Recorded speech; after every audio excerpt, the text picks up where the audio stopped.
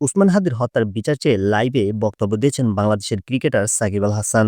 Live বক্তব্যে সাকিব আল হাসান বলেন, উসমান হাদির হত্যাকাণ্ড তাকে গভীরভাবে ব্যথিত করেছে। তিনি দাবি করেন, একজন নাগরিক হিসাবে এমন নির্মম হত্যার সঠিক বিচার হওয়া অত্যন্ত জরুরি। সাকিব আল হাসান বলেন, দেশে যদি ন্যায় বিচার নিশ্চিত না হয় তাহলে সাধারণ মানুষের আস্থা নষ্ট হয়ে যায়। তিনি আরও বলেন, অপরাধী যেই হোক না কেন তার পরিচয় বা প্রভাবের ঊর্ধ্বে উঠে আইনের মাধ্যমে শাস্তি নিশ্চিত করতে হবে।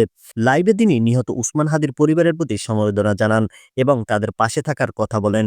একই সঙ্গে তিনি সংশ্লিষ্ট কর্তৃপক্ষের প্রতি আহ্বান জানান যেন দ্রুত, স্বচ্ছ ও নিরপেক্ষ তদন্তের মাধ্যমে সত্য উদ্ঘাটন করা হয়।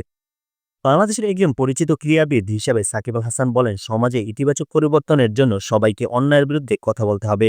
তিনি শান্তিপূর্ণভাবে ন্যায় বিচারের দাবি জানানোর উপর গুরুত্বারোপ করেন। সাকিব আল হাসানের এই লাইভ বক্তব্য সামাজিক যোগাযোগ মাধ্যমে ব্যাপক আলোচনা সৃষ্টি করেছে। অনেকে তার এই অবস্থানকে সাধুবাদ জানাচ্ছে।